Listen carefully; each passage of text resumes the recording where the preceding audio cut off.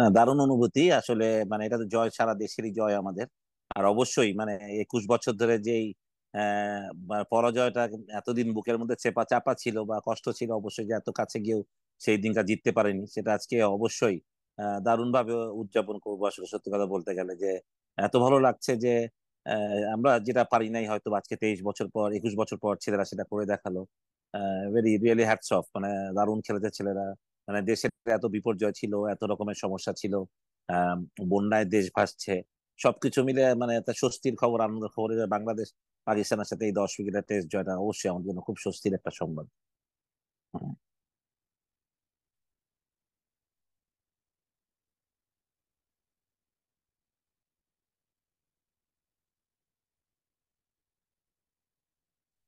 না, ডেফিনেটলি জিতলে তো হয়তো বা এরকম আনন্দটাই থাকতো। বাট আজকে মনে হচ্ছে যে ক্রিকেট খেলার ডিআরএসটা কত ইম্পর্টেন্ট, এই কথাটাই মনে হয়েছে বারবার। যে আমাদের তখন কিছু বাজে সিদ্ধান্ত আমাদের মানে আমরা জিতা ম্যাচটা হারতে পারিনি, কিছু বাজে সিদ্ধান্ত ছিল আম্পায়ারদের। আপনার জানেন যে একটা ক্যাচও মাটিতে পড়ে গেছে, এই ক্যাচটাও তারা ক্লেম করে আউট নিয়েছিল। তো সেদিনকে পাকিস্তান আমাদেরকে মানে খেলায় হারায়নি, বাট আমার মনে হয় যে আমরা হেরে গিয়েছিলাম নানাবিধ অন্যান্য বিভিন্ন রিজনে। বাট আজকে ওটাই মনে হচ্ছে ডিএস থাকলে আমরা হয়তো এই জয়টা আমরা উদযাপন করতে পারতাম, সেই 2000 সালে এই আনন্দটা আমরাও করতে পারতাম।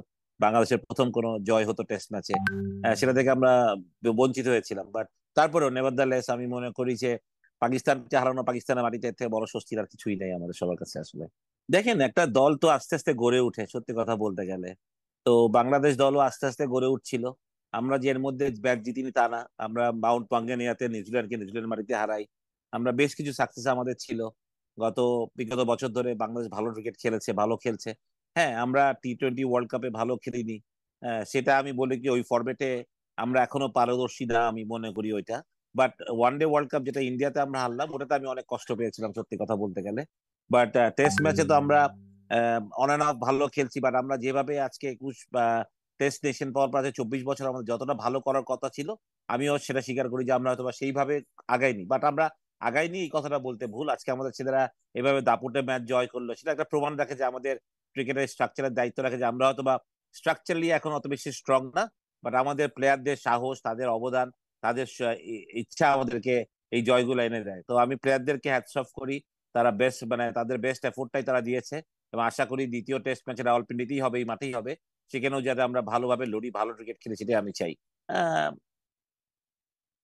আমি মনে করি এটা ফুল টিম এফোর্ট।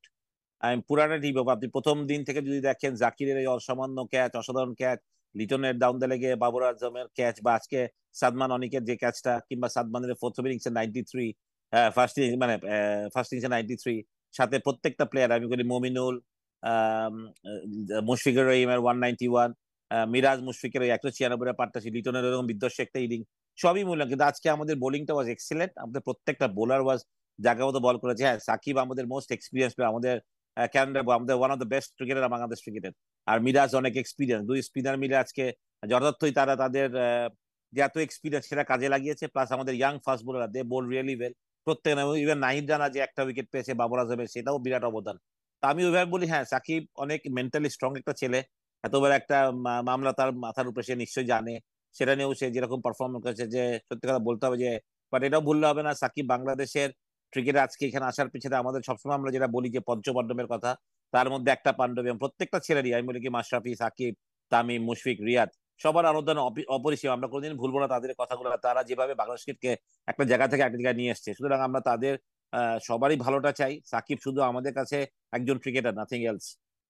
অবশ্যই আশা করি, কারণ কেন না, আজকের এই জয় আমাদের বাড়তি অনুপ্রেরণা দিবে। এটা শুধু আমাদের এই যারা ওই পাকিস্তানে আছে শুধু তাদেরকে না, আমাদের নিউ জেনারেশন যারা আজকের খেলাটা জিতেছে তাদের জন্য, যে অনেকে আমরা এখন টেস্ট খেলতে চাই না, এই টি-20 কালচারে এসে আমরা টেস্ট ম্যাচ থেকে অনেকে খেলতে চাই না, তারাও বাড়তি অনুপ্রেরণা পাবে এই টেস্ট খেলার জন্য। এবং আমি মনে করি অবশ্যই এই দলটা যখন আজকে জিতলো, তাদের একটা অনুপ্রেরণা থাকবে।